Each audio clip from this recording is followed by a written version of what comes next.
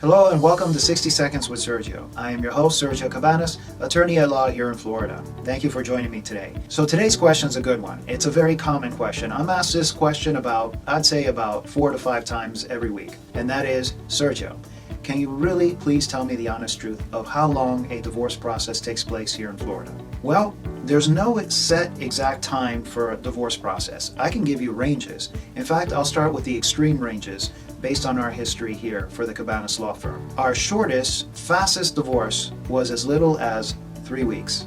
That's from the time that the client hires us, for us completing all the paperwork, filing it with the court on an uncontested basis, and having the judge sign off on the divorce, and it was all done. Our record time is 3 weeks. Our longest divorce is 3 years and still going on, and that's largely due to the fact that there are a lot of issues and the judge is simply not available, and part of that is due to the pandemic as well. So there's a lot of extraneous circumstances that are weighing down the divorce process right now. So how long does your divorce take? Well, if I were to meet with you and go over the specifics of your case, I could probably give you a better range. But I look for basically 2 key components. The first factor is the complexity of the case. Obviously, the more complex the case, the longer it will take. But what are the factors that help me determine whether or not a case is complex? Well, I look at 3 factors under that category as to the complexity of the case. One of them is the number of minor children and their ages. Secondly, I look at the number of assets and the complexity of the assets, such as houses, real estate properties, businesses, things of that nature. And finally, I look at the length of the marriage.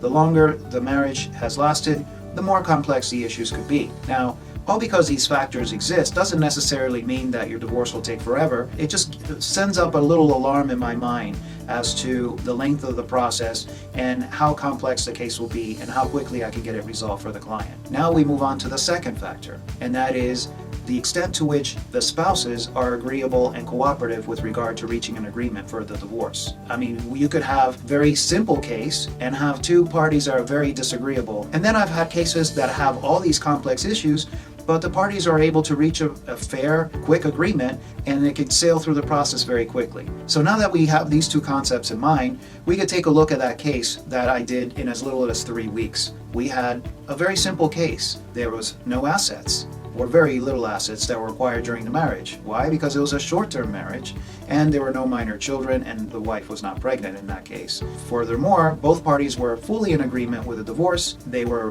ready, willing, and able, and very cooperative with me in filling out all the paperwork, giving me all the information I needed, and coming in and signing the paperwork right away. And I filed it, the judge was available, held a quick hearing, and the whole thing sailed very smoothly. On the other hand, my 3-year case, we had a number of very different issues, complex issues, a lot of children, we had a lot of properties, a lot of disagreements on whether it was marital or non-marital, and on and on. But I think the worst part of it was that the parties were simply not willing to enter into any agreement, despite how fair the agreement could be. And that could take the longest to resolve. I hope this short video provided you some guidance over this very commonly asked question.